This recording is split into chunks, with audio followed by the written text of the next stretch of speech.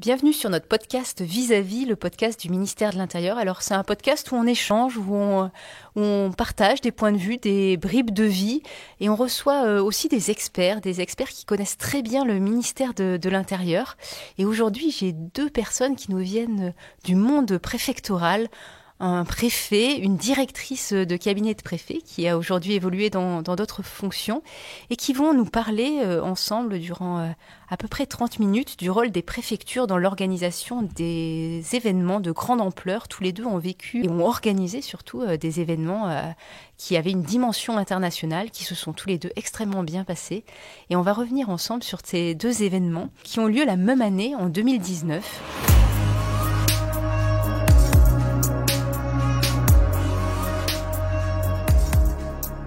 Je vais commencer par la plus jeune de vous deux, par vous, Camille Goyer. Vous avez un parcours scolaire et professionnel particulièrement intéressant. Alors, vous êtes toute jeune, vous êtes face à moi et vous êtes toute jeune. Vous avez notamment, après l'ENA, été en stage à la préfecture de l'Aisne. Vous êtes après parti dans le Gard.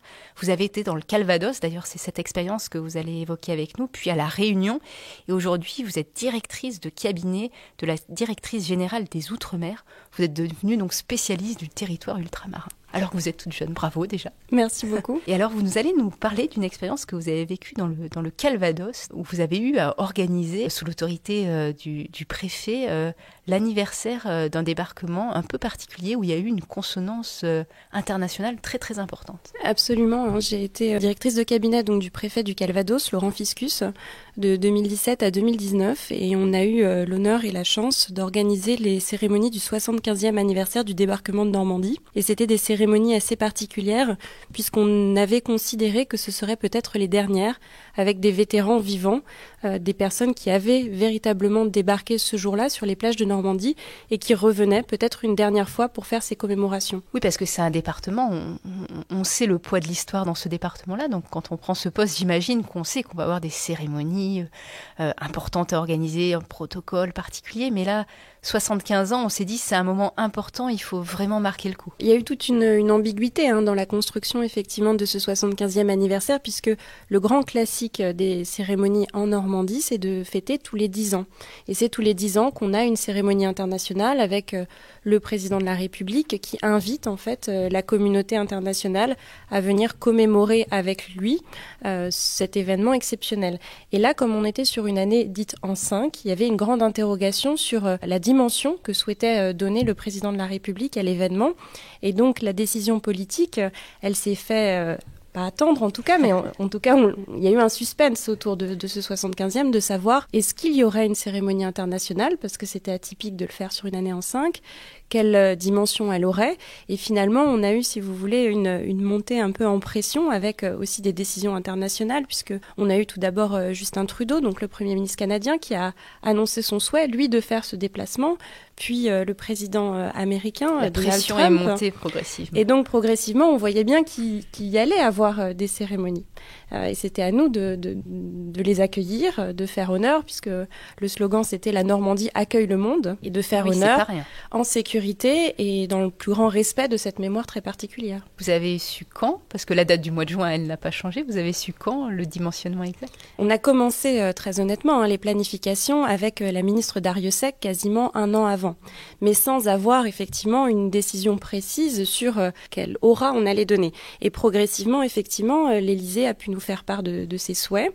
Et officiellement, on a pu annoncer la présence du président de la République un mois avant l'événement. Ce qui est très court en termes de programmation, donc ça demande beaucoup d'énergie positive pour rameuter tous les services de l'État, toutes les collectivités et avancer. Après, ce qui nous sauve, entre guillemets, et c'est ce que vous avez dit, c'est que ce département, c'est un département qui est passionné d'histoire, qui est passionné de cette mémoire et qui a cette expérience d'organisation des grands événements. Il y a une ferveur en fait autour de ça et cette ferveur, elle a porté tout le monde pour qu'on puisse réussir à tenir les délais. Eh bien, c'est passionnant. Alors, avec vous, pour échanger sur ce sujet, un grand préfet, Monsieur Eric Spitz, merci beaucoup d'être avec nous. Vous êtes pour le moment préfet des Pyrénées-Atlantiques, mais le CV est sacrément impressionnant. Après l'ENA aussi, promotion Cyrano de Bergerac.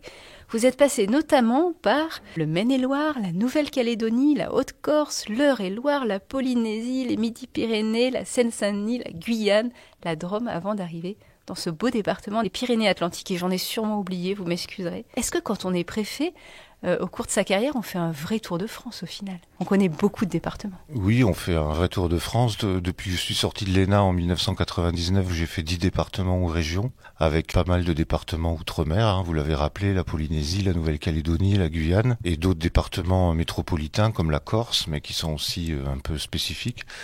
Et donc, effectivement, on a la possibilité, dans le cadre de ce métier, de découvrir des horizons. C'est un des derniers métiers d'aventurier du XXIe siècle, je crois. Eh ben, c'est une belle définition, je trouve, de ce métier de préfet, de directeur de cabinet de préfet.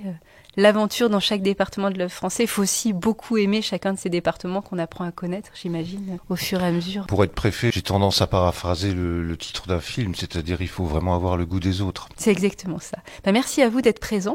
Alors vous, cette même année 2019 dont nous parlait Camille Goyer, vous étiez donc préfet des Pyrénées-Atlantiques et vous saviez que vous alliez accueillir le G7 à Biarritz, un grand événement qui, pour celui-ci, était planifié combien de temps à l'avance à peu près ? 1 an à l'avance. Le président a fait cette annonce 1 an à l'avance. Le G7 porte mal son nom parce qu'en fait, c'est 23 délégations que nous avons accueillies. Alors, outre les 7 pays, il y a la présidence de l'Union européenne, la présidence de la Commission. Le président de la République avait souhaité inviter une demi-douzaine de pays émergents, quelques pays africains, et puis les grandes organisations internationales comme la Banque mondiale, par exemple.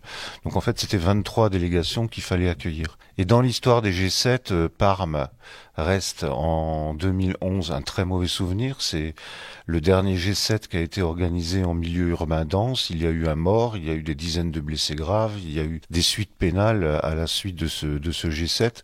Et depuis, plus aucun chef de l'État participant au G7 n'avait osé organiser un G7 en milieu urbain dense. Le précédent avait lieu au Canada, où une ville a émergé en pleine forêt à l'abri des manifestants. Le G7, 2 ans avant, avait lieu au Japon sur une île quasiment inaccessible. Et c'est vrai que la décision du président de la République d'organiser un G7 en milieu urbain dense, puisque nous passons de 100 000 habitants à 350 000 entre Bayonne, Anglet et Biarritz dans le courant du mois d'août, qui plus est en été, a été une surprise. Et moi j'ai dit une bonne surprise parce que il nous mettait du challenge. Voilà, il nous a challengé assez fortement sur le coup. Il voulait probablement faire très plaisir à tous ses interlocuteurs parce que Biarritz c'est une ville magnifique et tous les touristes le savent, ils s'y rendent au mois d'août et donc voilà, l'objet était aussi probablement de rendre possible cette belle découverte pour tous les pays invités. Alors vous avez su ce site 1 an à l'avance et les travaux commencent immédiatement, l'organisation commence immédiatement, ou c'est au fur et à mesure que l'on connaît les pays qui vont venir, le dimensionnement des délégations, par quel bout on prend finalement cette grande organisation à mettre en place? Les travaux ont commencé effectivement 1 an avant, mais un peu comme pour le 75e anniversaire du débarquement, finalement la structure chargée d'élaborer le programme, en l'occurrence le secrétariat général du G7, qui était dirigé par un ambassadeur, a mis du temps finalement pour élaborer ce programme, pour que l'on connaisse le nombre de délégations très précisément. Et donc ça a été une difficulté. Le programme ne s'est affiné qu'au cours des derniers mois. Et même le programme définitif, on l'a su moins d'1 semaine avant. Donc il faut faire avec tout ça, en se souvenant que finalement, quel que soit l'événement, on a 3 priorités. D'une part, assurer la sécurité des délégations. D'autre part, assurer l'ordre public. Et enfin, protéger le plus possible les populations. Parce que ces événements ne se feront pas hors sol. Et on a beau réussir l'événement en soi, si on n'associe pas les médias, la population, les élus, on risque après l'événement, en tant que préfet, en tant que représentant de l'État, d'avoir des difficultés. Je crois qu'effectivement, pour le G7, il y avait effectivement aussi des manifestations, on y reviendra dans un instant. Mais alors, si on commence par les aspects d'accueil des délégations étrangères, est-ce qu'il y a des protocoles particuliers entre les pays? Est-ce qu'on traite tout le monde de la même manière? Est-ce que certains viennent aussi avec leur propre service de sécurité ou avec des exigences particulières, j'imagine? Oui, tous les pays viennent avec leur propre service de sécurité. Bien évidemment, il y a une mention pour les Américains qui sont extrêmement exigeants et qui ont été étonnés de découvrir l'endroit puisque nous avons à peu près 800 logements qui donnent directement sur les lieux du sommet ou sur l'endroit où les chefs d'État étaient hébergés. Et ça, pour eux, c'était pas complètement... Pour eux, ça, c'était dramatique. Quand on sait que pour le précédent G7 en Normandie, justement, ils avaient fait détruire une maison. Enfin, ils l'avaient achetée, ils l'avaient détruite parce que simplement, ils considéraient qu'ils couraient un risque pour le président Obama à l'époque. Donc, il a fallu un gros travail avec les services de sécurité américains pour les convaincre. Il y a un peu de négociation aussi. Un peu de négociation. Et je veux dénoncer personne, mais il y a des pays, donc je ne citerai pas, où il est des fois un peu difficile de travailler. Et puis il y a des pays comme l'Allemagne où quand on dit aux Allemands vous venez à 5, ils viennent à 5, vous venez à 12, ils viennent à 12, voilà, ils ne discutent pas. Voilà, c'est différent selon les délégations. Est-ce qu'il y a des pays où c'est pas très bien vu s'ils sont à côté, où il faut pas trop qu'ils se croisent? Est-ce qu'on fait aussi attention à la géopolitique finalement entre tous ces pays? Pour l'hébergement des délégations, elles ont toutes été hébergées à l'hôtel du Palais ou dans un autre hôtel avoisinant. On n'a pas fait spécialement attention à la géopolitique, mais à l'exception peut-être du ministre des Affaires iranien qui est venu en secret, dont on a caché l'avion et qui a rencontré le ministre des Affaires étrangères à l'hôtel de ville de Biarritz.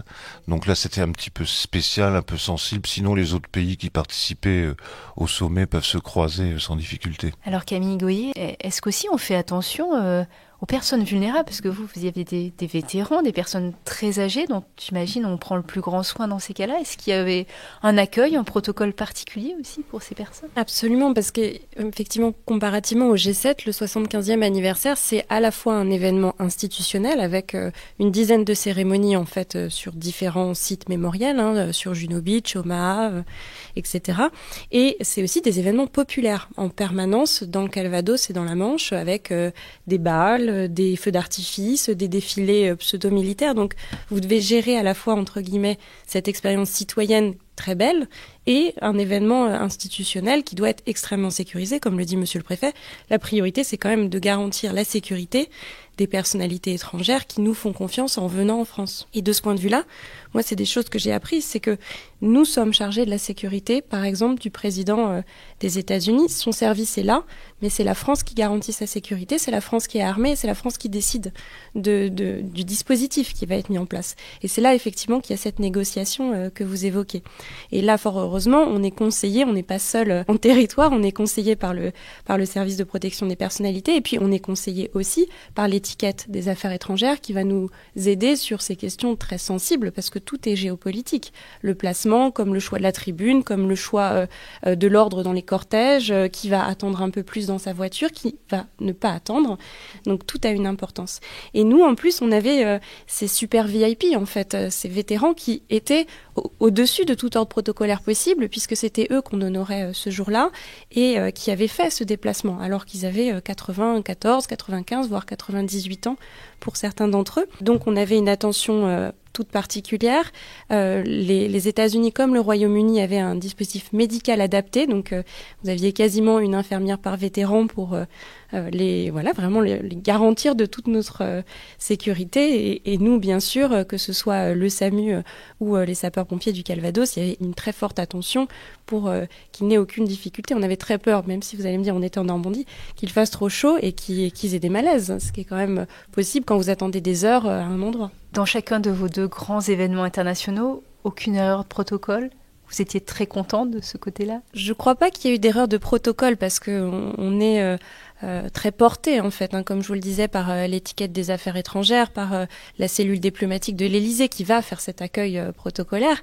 Maintenant, il y a toujours des petites erreurs. On espère juste qu'elles ne se voient pas et qu'elles ne gâchent pas la grande image. Je crois que c'est ce qui s'est passé, en tout cas, pour notre événement. Mais il faut toujours ajuster. Vous avez jusqu'au dernier moment des autorités qui vont changer parce que ce sont des autorités, donc elles peuvent décider au dernier moment de changer de parcours, de vouloir aller à un monument, d'aller saluer quelqu'un dans la foule, et ça peut retarder les autres. Donc il faut gérer aussi ces susceptibilités. Le président Trump et le président de la République ont pris un temps important sur la cérémonie dans le cimetière américain pour saluer les vétérans. C'est un temps qu'il a fallu expliquer aux autres délégations qui attendaient. Monsieur le Préfet, est-ce que vous avez eu une épine dans le pied sur ces jours de G7? Non, c'est un fait divers, simplement On avait un PC opérationnel à l'aéroport, bien évidemment, pour accueillir les Alors le PC, c'est le poste de commandement opérationnel à l'aéroport, en plus de celui qui pilotait l'ensemble des opérations. C'était mon secrétaire général qui y était. C'est quelqu'un qui est très précis et qui, ne voyant pas arriver le tapis rouge pour la descente d'avion, avait envisagé de découper le tapis rouge de la préfecture. Ah oui, heureusement, le tapis rouge est arrivé dans les temps et tout s'est passé sans problème particulier. Mais la preuve qu'on cherche toujours une solution à un problème, quoi qu'il arrive.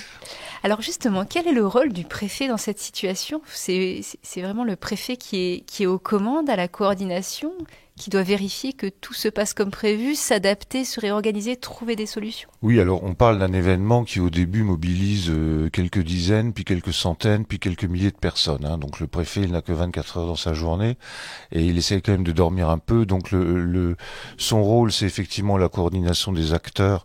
Là, en l'occurrence, toutes les 2 ou 3 semaines, je faisais venir les principaux acteurs de Bordeaux, de Lyon, parce que c'est le commandement de l'armée de l'air, de Paris, bien évidemment, pour faire des réunions de coordination où on checkait, pour l'anglicisme, chacune des étapes et des réalisations qu'on devait accomplir. Mais surtout, je crois que son rôle, c'est, alors que chacun travaille très bien dans son couloir, c'est de donner une lisibilité et de donner une stratégie. Et moi, en l'occurrence, ce que j'avais dit, c'est qu'il y avait 5 points vraiment de stratégie auxquels il fallait travailler dessus. Le premier, c'est la profondeur dans nos contrôles, c'est-à-dire au-delà des zones 1 et 2 qu'on avait définies, faire des contrôles en profondeur dans le pays jusqu'aux frontières belges et allemandes. La deuxième, puisque Biarritz n'est qu'à 30 km de l'Espagne, la coopération transfrontalière pour pouvoir obtenir des Espagnols des autorisations pour aller sur leur territoire pour les contrôles terrestres, aériens et maritimes. L'organisation d'un contre-sommet, puisqu'on est dans un pays démocratique, les gens qui souhaitent s'exprimer démocratiquement doivent pouvoir le faire, et donc ce contre-sommet a été organisé environ à 30 km au sud de Biarritz, à Hendaye. Le lien avec le territoire, qui est extrêmement important, si vous voulez j'y reviendrai, mais avant, pendant et après le sommet, il faut maintenir ce lien pour qu'il y ait un bénéfice aussi pour le territoire où l'événement se déroule. Et puis, ce qui est très important, et encore plus important avec le nouveau schéma national du maintien de l'ordre, c'est la coopération judiciaire, puisqu'il fallait trouver un certain nombre de gardes à vue, 250 places de garde à vue à l'instant T si les choses avaient dégénéré. Et d'une manière générale, il y a un certain nombre de réquisitions que seul le procureur a le pouvoir de nous donner.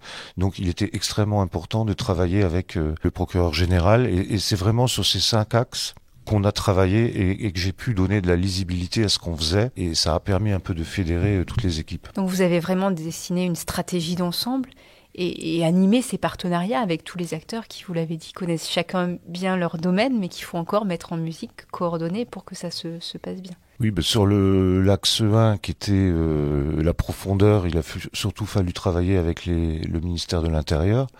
Le ministre de l'Intérieur, d'ailleurs, a notifié 410 interdictions de territoire français à des étrangers qui voulaient rentrer, mais il fallait convaincre la SNCF, il fallait convaincre les aéroports de faire des contrôles jusqu'à 1000 km du sommet. Sur l'Espagne, il a fallu travailler avec les autorités espagnoles, tout en sachant que l'organisation administrative espagnole n'est pas la même que l'organisation administrative française. L'ordre public au Pays Basque n'est pas assuré par l'État, mais par la Ertzaintza, qui est une police qui dépend du gouvernement du Pays Basque. Donc il fallait obtenir l'autorisation de l'État espagnol de travailler avec elle. Et puis pour les autres thèmes, il fallait bien évidemment travailler avec les élus pour le territoire, avec l'autorité judiciaire. Et puis on a beaucoup travaillé paradoxalement avec les mouvements d'extrême gauche, puisque c'est nous qui leur avons procuré le terrain, qui était un ancien centre de vacances de Nestlé, l'extrême gauche chez Nestlé, et on a travaillé avec eux pour les transports, l'organisation de la manifestation. Et on peut pas tout faire au niveau local, mais au moins là-dessus, on a pu appuyer au maximum. Alors cette manifestation de grande importance a pu se dérouler dans de bonnes conditions aussi parce que vous aviez des interlocuteurs et que vous avez pu le travailler avec eux. Et ça a mobilisé, j'imagine, de nombreuses forces de l'ordre pour le coup. Alors il y avait en fait, tout s'est joué le samedi. Il y avait une première manifestation le samedi en début d'après-midi du contre-sommet entre l'Espagne et la France. Cette manifestation, effectivement, s'est bien passée. Elle a plutôt été un succès pour les organisateurs. Nous n'avions pas très peur pour l'ordre public à Biarritz compte tenu du dispositif qu'on avait mis en place, mais tout le monde savait que les choses se jouerait à Bayonne, en fait, le samedi soir, par un dispositif sur lequel je vais pas quand même trop m'étendre. Nous avons réussi à confiner, on va dire, la plupart des manifestations au sud du Pays Basque. La manifestation à Bayonne le soir, alors que nous avions fermé tous les accès sur Bayonne et Anglette, s'est bien passé également. Et à partir de là, il y a eu une espèce de dynamique vertueuse. Toutes les autres manifestations qui étaient prévues le lendemain se sont bien déroulées ou ont été annulées. On a su par les services de renseignement que les Black Blocs rentraient déjà chez eux, dans leur pays. Et là, il y a eu cette dynamique vertueuse qui a fait que finalement, on a vu de très très très belles images du Pays Basque et des images aussi sur le site de la Maison Blanche, parce que je vous rappelle qu'il y avait à côté de tout ça un programme pour les conjoints, il y avait Melania Trump notamment, qui sont allés à Espelette, à Cambo-les-Bains, et d'ailleurs les services de la Maison Blanche ont tourné un clip sur le Pays Basque qui a eu énormément de succès, qui a eu des dizaines de millions de vues dans le monde. Et ça, j'imagine, pour les élus, pour les territoires qui ont accueilli ce G7, c'est primordial en fait. C'est primordial, mais encore ne faut-il pas oublier les élus, parce que un sommet international, je veux dire, un élu local, même le maire de Biarritz, il a rien à y faire. Donc la difficulté, c'était d'associer les élus à cet événement. C'est la raison pour laquelle on a construit un village pour valoriser le Pays Basque et la Nouvelle-Aquitaine, et que le matin même, avant le début du sommet, le chef de l'État est venu l'inaugurer avec l'ensemble des élus, ce qui là, pour le coup, les a associés à l'événement. Camille Goyer, pour vous, en tant que directrice de cabinet du préfet à ce moment-là, est-ce que ce lien avec les citoyens, vous l'évoquiez tout à l'heure, tous les événements mémoriels qui ont pu avoir lieu, ces liens avec les élus, c'était pour vous aussi un point important ? Oui, en fait, quand vous commencez à construire effectivement votre planification, la première chose à faire, c'est quand même d'avoir un organigramme. Et c'est là que vous avez cette vision stratégique, on va dire, du préfet, qui fait son casting des bonnes personnes au bon endroit. Parce que vous n'allez pas pouvoir travailler comme vous le faites 365 jours par an sur un projet d'ampleur aussi importante. Donc, vous sélectionnez les bonnes personnes. L'un, effectivement, va faire, par exemple, toutes les cérémonies britanniques, l'autre, les cérémonies canadiennes, un troisième, les cérémonies internationales. On segmente un petit peu, finalement, Exactement. toutes les tâches Donc, à faire. On segmente tout ça, et puis, moi, auprès du préfet, je fais la synthèse et la coordination pour que tous ces groupes se parlent. Voilà. Mais au-delà des groupes, on va dire, sectoriels par cérémonie ou par territoire, on avait bien sûr une attention toute particulière aux citoyens et aux élus. Il y a une tradition d'accueil très forte comme je vous le disais, en Normandie, et contrairement effectivement aux sommets internationaux, les élus, les maires ont toute leur place. Ils ont même l'habitude de recevoir de manière un peu non protocolaire la reine d'Angleterre qui vient régulièrement, oui, sur la côte fleurie. Donc le maire, par exemple, de Trouville était très ému des souvenirs qu'il pouvait avoir avec la reine d'Angleterre. Même un maire d'un tout petit village du fin fond de la Suisse normande, il peut avoir reçu un des fils de la reine d'Angleterre ou un premier ministre, parce que c'est là qu'il va y avoir un cimetière particulier pour sa nation. Donc ce lien en Normandie, vous ne pouvez pas aller contre. Et quand bien même le protocole est ce qu'il est, le représentant de l'État doit trouver le bon équilibre, le bon curseur pour justement honorer aussi ces élus qui mettent quand même des financements en général assez considérables pour l'entretien de ces espaces parfois, et puis font vivre toute l'année l'événement. Ce qui, moi, m'amuse beaucoup dans mon expérience de directrice de cabinet, c'est que depuis 4 ans, vous avez toujours des gens qui vous disent le protocole, c'est extrêmement précis, c'est d'une rigueur totale. Mais en fait, le protocole, il se négocie comme toute chose. C'est-à-dire que, oui, il y a des grandes règles de protocole, mais ce qu'on va vous apprendre dans un département, par exemple du nord de la France, vous allez dans le sud et on le fait dans le sens inverse, et on vous dira avec la même rigueur, le protocole est absolument respecté. Donc en fait, il y a quand même des marges de manœuvre. Et à ce protocole français, il faut effectivement combiner les protocoles étrangers qui ne sont pas les mêmes. Et donc parfois, ça va très bien fonctionner. Le Canada, en fait, met en haut de l'ordre protocolaire, ce sont les premiers. Le premier à arriver, c'est le premier dans l'ordre protocolaire. Ah oui, c'est pratique. En France, c'est l'inverse. Le dernier à arriver est le premier dans l'ordre protocolaire. Donc quand on fait des cérémonies franco-canadiennes, c'est extrêmement simple parce que tout le monde est content. Par contre, vous faites des cérémonies avec d'autres nations, vous avez des vraies difficultés de protocole. Donc oui, ce lien, il est important. Et Et puis c'est fondamentalement une matière très humaine en fait, la mémoire, humaine, vivante, et sur un fond de valeurs, de liberté, d'histoire qui est très positif. Donc nous n'étions pas dans les mêmes difficultés que Monsieur le Préfet pour un événement, le G7, qui parfois a été effectivement connoté par ces très grandes manifestations. Nous on était sur des choses très positives, après avec énormément de monde à gérer, mais une tonalité dans l'ensemble positive. Alors les gens le savent peut-être pas toujours, mais directeur ou directrice de cabinet, c'est vraiment être le bras droit du préfet. Vous, sur un tel événement, vous êtes où? Vous êtes sur le terrain ou est-ce que vous êtes au COD, le centre opérationnel départemental, qui a un rôle de coordination? Comment ça se passe pour un directeur, une directrice de cabinet? Là encore, c'est des choix qui sont faits par le préfet, mais dans la relation que nous avions construite et que le préfet Fiscus a mise en place, il avait effectivement souhaité donc une immense rigueur dans la construction de nos dispositifs, dans les responsabilités de chacun, pour que sur chaque site, on ait en plus une autorité préfectorale. Et là, je remercie vraiment tous les collègues, non pas du Calvados, non pas de la Normandie, mais de la zone ouest, parce qu'on en a fait venir de toute la zone ouest pour avoir suffisamment de sous-préfets en uniforme représentant l'État sur chaque lieu de cérémonie. Donc il y avait cette grande coordination. Et puis pour le jour J, c'est une immense confiance parce que le préfet, il est auprès du président de la République. Il a à moitié ses téléphones. On avait quand même des zones qui étaient brouillées. Et donc il fallait d'une certaine manière avoir un peu de lâcher prise parce que il s'en remettait à la coordination. Et donc cette coordination, il l'a remise, mais comme dans l'exemple de Monsieur le Préfet, à son secrétaire général qui a piloté depuis en fait notre poste de commandement interministériel le déroulé des opérations. Bien sûr, en cas de crise majeure, le préfet restait disponible, mais quand vous êtes en conduite, quand vous êtes en hélicoptère entre deux sites, c'est quand même compliqué de suivre tout le détail de cérémonies qui en plus étaient au même moment. C'est-à-dire que dans la matinée, vous aviez quasiment toutes les cérémonies en même temps. Et vous, Monsieur le Préfet, sur les moments les plus importants de ce G7, vous étiez où avec les autorités? Alors pour rebondir sur les paroles de Camille, c'était pas du tout le même cas de figure. Nous, notre crainte principale, c'était l'ordre public. Je rappelle que les Black Blocs avaient fait passer un film un an avant, Bienvenue en Enfer, où ils superposaient des photos de Biarritz tout à fait calmes, une rue par exemple de Biarritz calme avec une rue de Hambourg avec des affrontements et qui annonçait la couleur. La fin du monde à Biarritz. On avait Notre-Dame-des-Landes, on avait éventuellement aussi les nationalistes basques, on avait beaucoup les zadistes, on avait beaucoup de personnes qui souhaitaient faire de Biarritz un Hambourg bis.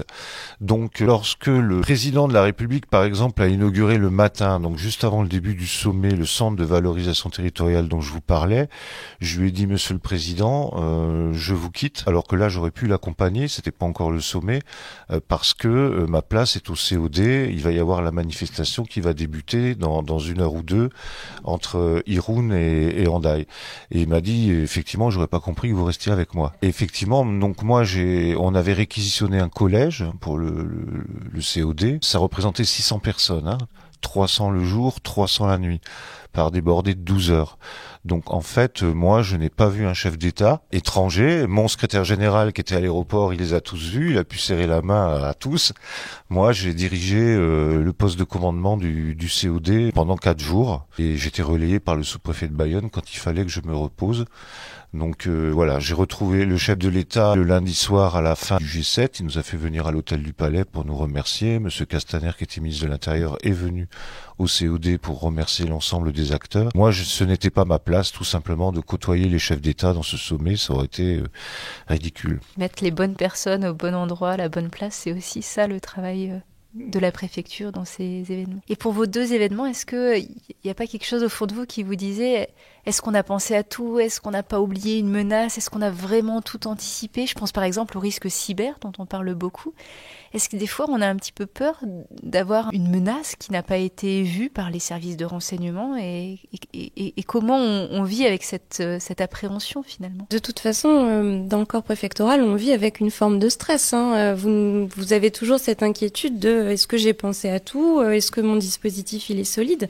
Maintenant, ce qui vous permet de de ne pas vous tromper, ou en tout cas de vous tromper le moins souvent, c'est qu'on n'est pas seul et on est très loin d'être seul. Et vous parlez de la préfecture, mais en fait, c'est pas la préfecture, c'est les services de l'État.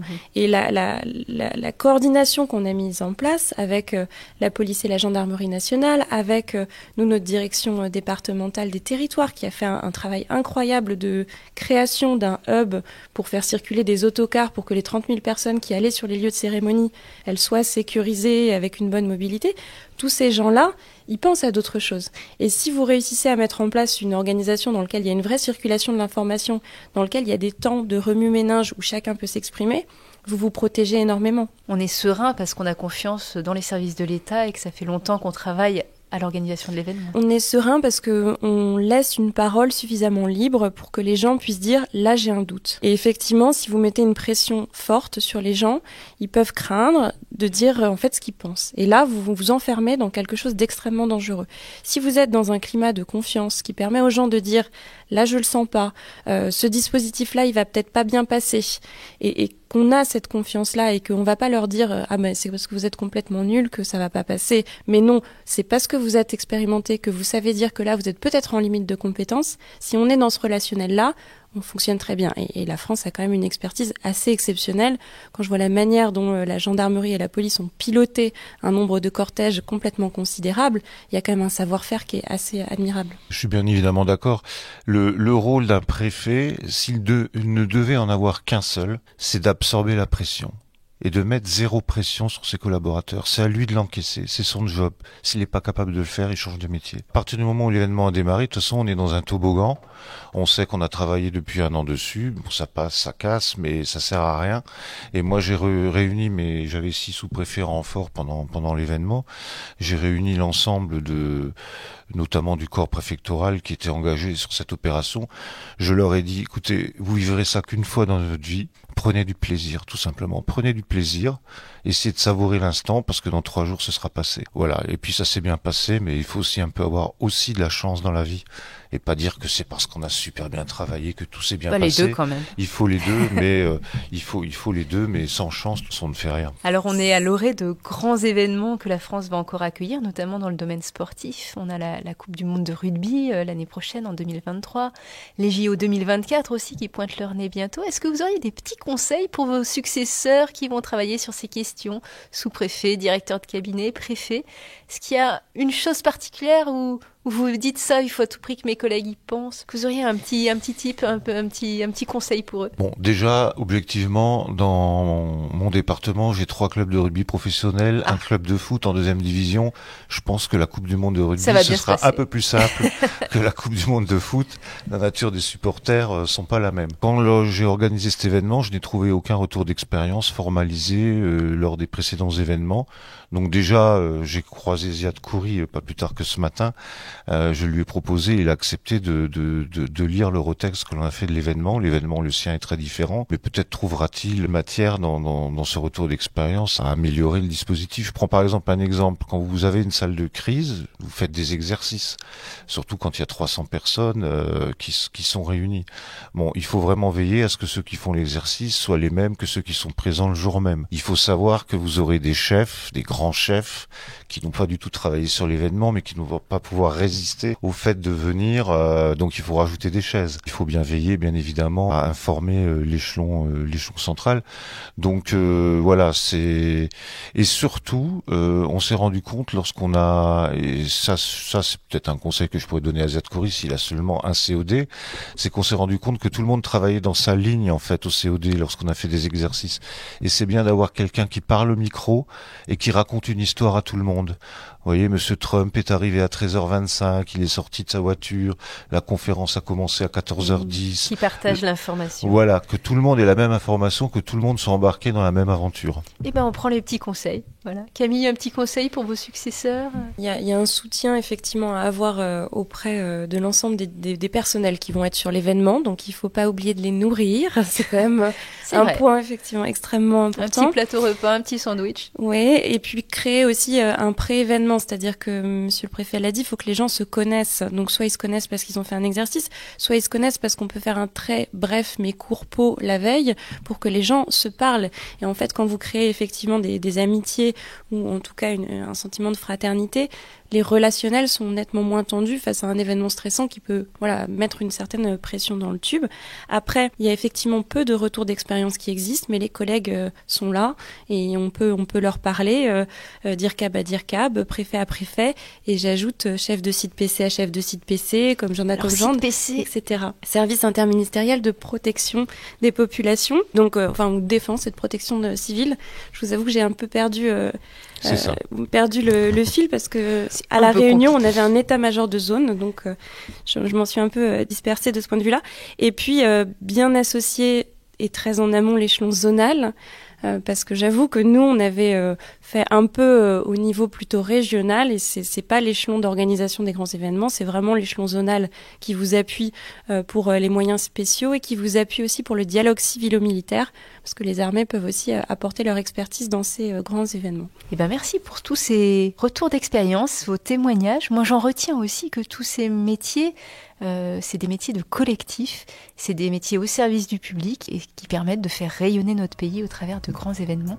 Merci en tout cas à tous les deux pour vos témoignages et merci pour tout ce que vous faites au quotidien pour le ministère de l'Intérieur et pour notre belle France.